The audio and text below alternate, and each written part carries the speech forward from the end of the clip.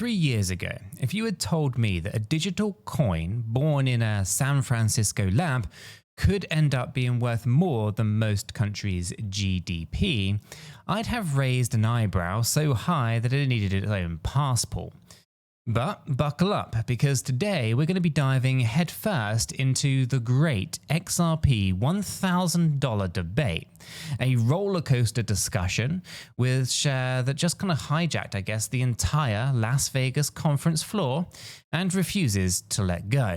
So there I was, espresso in hand, standing under a neon glow of the Vegas Strip, surrounded by thousands of XRP diehards who were buzzing louder than a slot machine on a caffeine drip. The chatter? Bri Teresi, a social media powerhouse whose questions can slice through crypto hype like a hot knife through butter, had just cornered Will Carr, one of the sharpest brains in the Ripple community. Her volley? Critics love to say XRP can't possibly hit 4 digits because its market cap would explode past the known universe. Are they missing something? Now, the crowd, they leaned in. You could almost hear the collective wallets opening. Will didn't flinch. He kind of cracked a grin, the kind that you flash when you've kind of rehearsed an answer for years, and fired back. Market cap is irrelevant. Liquidity is king. Now, I can hear you also typing down there, but bear with me here.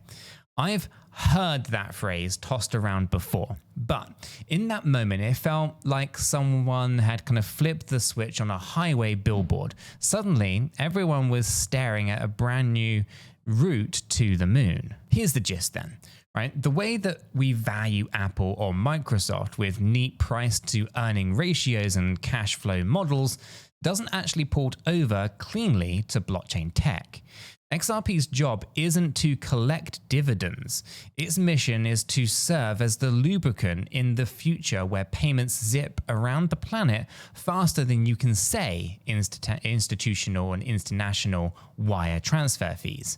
Now, Carr claimed in order flows, at least if order flows someday kind of hit tens, maybe even hundreds of trillions of dollars, well, XRP might just soak up a tidal wave of liquidity we can barely even imagine right now. So let's think of it as kind of widening a highway then, right? You don't worry about how many cars can fit right this second, right? You build for the traffic that you know is coming at rush hour. But let's hit pause here, rewind, and we probably won't scroll the numbers across the screen. But if XRP rockets to $1,000 with today's circulating supply of roughly 58.75 billion tokens, well, we're looking at a market value of, brace yourself, $58.75 trillion. That is bigger than gold, Apple, Nvidia, Amazon, Microsoft, and Bitcoin combined. It's the financial equivalent of stacking the Burj Khalifa on top of Mount Everest and then adding a cherry red sports car for good measure. Now, skeptics, they see the math and they yell, impossible. They argue that you can't inject tens of trillions of dollars into one asset without draining every other market like someone pulled the plug on the global bathtub. But we all know that we don't have to have that amount of capital injection. There is a multiplier within crypto. When you see capital inflows, it can actually be multiplied up to 600 times and added to the market cap.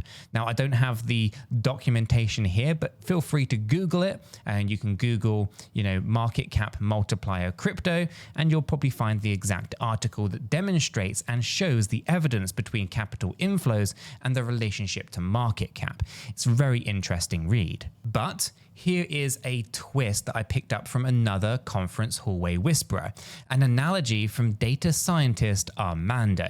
That kind of hit me harder than the jet lag, which was pretty hard.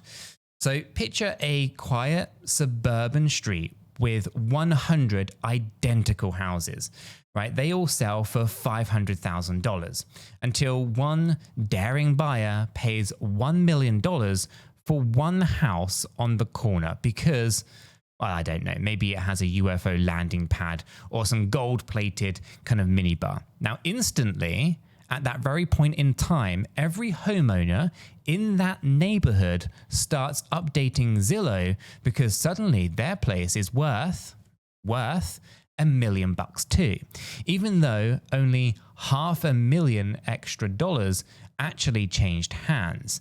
The entire neighborhood market cap doubles without anyone close, anything close to $1 billion wire transfer actually landing in any particular bank account. It's all kind of mythical. It's fabricated. It's not real. It's a big lie, and it's the biggest lie in crypto. And I guess that is crypto in a nutshell. Prices, they don't wait for the kind of proportionate dollar for dollar flood of new cash. They leap when perception tilts. And in the very thin liquidity wild west of digital assets, one enthusiastic wave of buys can yank the price up like a magician's tablecloth trick. Plates still spinning, and you've got the idea that the argument that it might just take $20 to $30 billion of fresh money, roughly what Wall Street traders spill into their couch cushions, to actually push XRP from today's range to triple digits. And once that new kind of comp is set, well, the psychological dominoes, they will start tumbling. Still, numbers that large, they feel abstract, right? So let me kind of share a quick story with my own trading dark ages, right? Now, back in 2017, I bought my very first XRP around 24 cents. Now, I didn't know a ledger from a lettuce, if you will, but I loved the idea of a coin designed to kind of grease the wheels of cross-border payments. 6 months later, that token rocketed past $3, and I felt like a Wall Street wolf until it kind of tanked faster than my Wi-Fi during a thunderstorm. And it taught me 2 lessons. Right, crypto doesn't care about my feelings, and narrative shifts rule the day, essentially, right? So if enough people believe XRP is the backbone of global settlement, the price targets that once looked like Everest suddenly shrink to kind of a hike with a scenic view. Carr's liquidity matters mantra actually hinges on that very same belief. He envisions a world where central banks, fintechs, and megacorps ping-pong value through RippleNet. And in that high-flow future, XRP's price, it acts like a shock absorber. It's kind of a rising to the handle of the volume without kind of bottlenecks. And if daily notional flows genuinely clock in at tens of trillions, well, your classic market cap calculator melts in the heat of a vinyl record on a dashboard. Now, of course, critics like Joshua Jake are quick to smack down the dream. They remind us about the fierce competition, because if they can't use market cap and kind of argue against you, they're going to use competition. You got Stellar, Algorand, Quant, heck, even a stablecoin running on some as yet unborn chain could slide into the payments throne, right? Liquidity might indeed surge, but who says XRP hogs the entire punch bowl, right?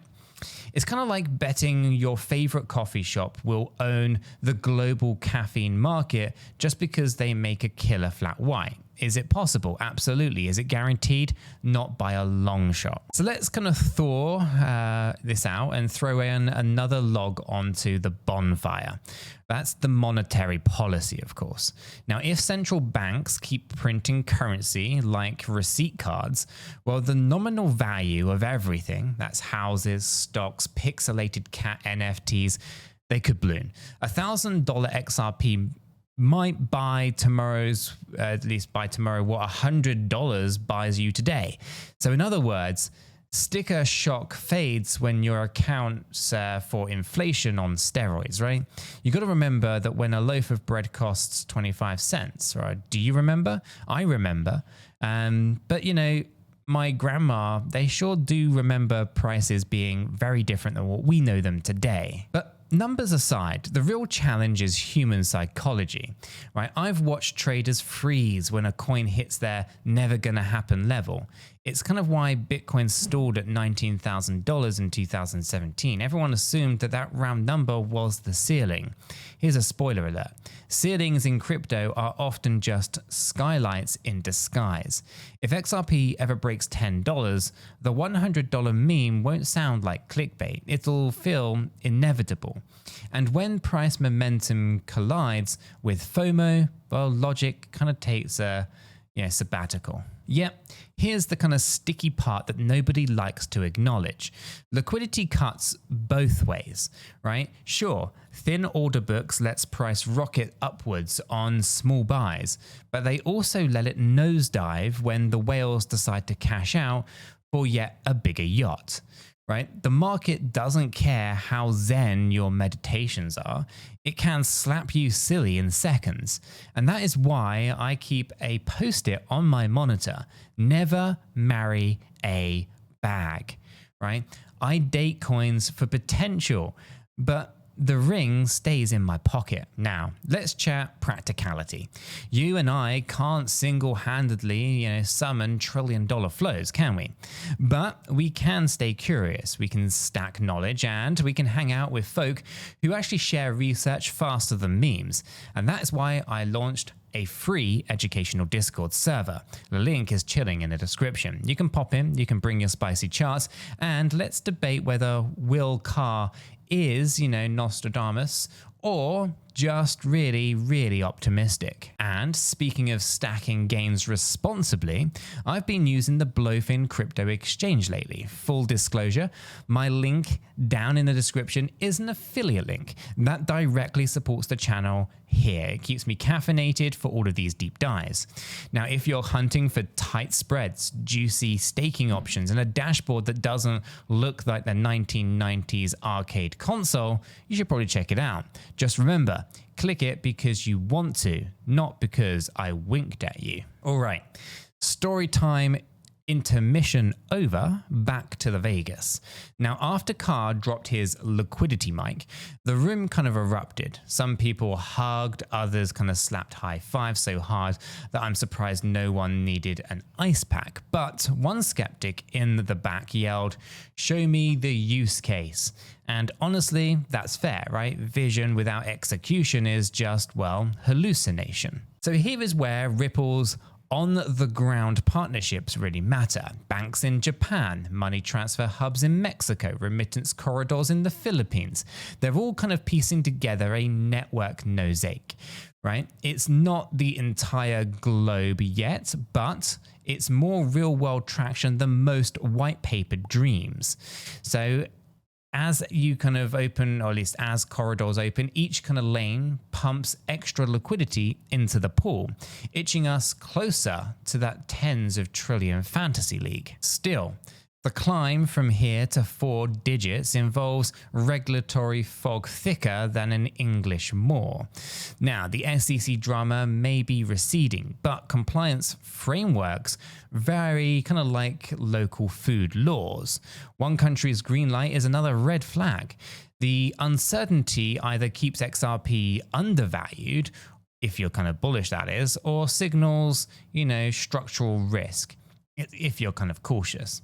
So personally, I kind of keep half an eye on policy headlines and the other half on the price action. News can spark rallies, but charts reveal whether money shows up or just tweets. Okay, let's peel back from macro kind of vision to a micro moment that I witnessed then, right? As the kind of panel wrapped up, Bri kind of summarized Carr's position in one kind of witty line. So market cap is the wrong yardstick. We should be, tallying river flows, not bathtub volume. And the crowd kind of laughed, nodded, and I swear I saw at least 3 new memes born on someone's phone. Now, walking out, a newbie asked me if she'd missed the big pump. I told her investing not investing is not a kind of one-time carnival ride. It's a never-ending series of test flights, right? You jump into a rocket that you think will reach orbit. You strap in and you pray the engineers tightened every single bolt. Now, sometimes you actually land on the moon. Sometimes you just get a kind of cool view of the stratosphere and a kind of fairly kind of, re-entry, if you will. Either way, you do learn something. You adapt your strategies and hopefully you don't bet the rent money. You can fast forward to just last night. I ran kind of, the real estate analogy through my own spreadsheet. And if a single $1,000 buy fills at the kind of top of the order book, kind of during a thin liquidity spike, well, the algorithm that kind of powers price feeds will indeed slap that shiny new price tag on every last XRP in circulation. And that, at least, until kind of sellers flood in and normalize it. But that is kind of why price candles can look like skyscrapers appearing in time lapse. One trade sets the benchmark and the entire market recalibrates in milliseconds. Now, I'm not about blind, at least I'm not blind to all of the risks, right? And neither should you be, right? If competition from ISO 20022 compatible tokens scales faster, or if central banks roll out their own CBDCs with built-in FX smarts, well, XRP might not be the exclusive bridge asset that Carr envisions. You got to think of it like streaming wars. Netflix dominated early, but now you need 6 subscriptions to watch everything, right? Liquidity network effects and user kind of mind share decides the winners here. So where do I land personally? Well, I own a core bag of XRP because I believe its tech solves a real pain point and because the risk reward curve, in my opinion, leans asymmetric. Now, could it hit $1,000? Maybe, if liquidity transforms into kind of biblical level floods and Ripple nails global adoption. Could it fizzle to at least at $5? Absolutely. And I kind of hold with eyes wide open here, right? Seatbelt fastened and exit points scribbled on the back of my phone case. I jest, of course. So here's my takeaway for you then, right? Ignore blanket statements like market cap makes $1,000 impossible, or XRP is destined to dethrone gold. Both extremes oversimplify the complex stew of liquidity dynamics, human psychology, regulation, and technological race conditions. Instead, map out scenarios. Right? What happens if Ripple wins 50% of cross-border remittance market, 20%? Or 0. Then place your bets sized to your personal sleep at night threshold. And for the love of all things blockchain, stop doom scrolling alone. Jump into that free Discord, share charts, and ask the dumb questions. They're not dumb, I promise. And keep your learning curve steeper than the price chart that you're chasing, right? Surrender yourself with people who challenge your bias, right? And that's kind of how you're going to avoid drinking your own Kool-Aid. And if you're feeling extra spicy and want to test Blofin's order books, remember my affiliate link in the description. It keeps the lights on around here and tops up my caffeine stash. Thanks in advance. But only click if you're ready to trade responsibly and can handle both green days and gut-wrenching reds. All right, deep breath.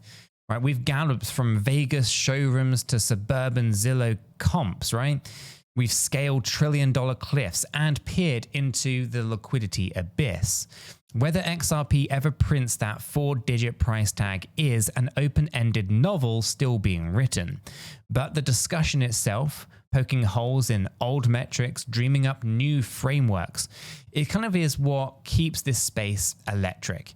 Right? We're all kind of co-authors in the greatest financial experiment of our generation. Now, this might just shock you, but I'm not a financial advisor and nothing in this video is financial advice. Cryptocurrencies are highly volatile and you could lose all of the money that you invest. You should always do your own research and consult a qualified professional. Your investments are entirely your responsibility and you should know that nothing is ever guaranteed when it comes to investing. Neither I, this channel, nor YouTube are liable for any losses. And this video today was for entertainment and educational purposes only.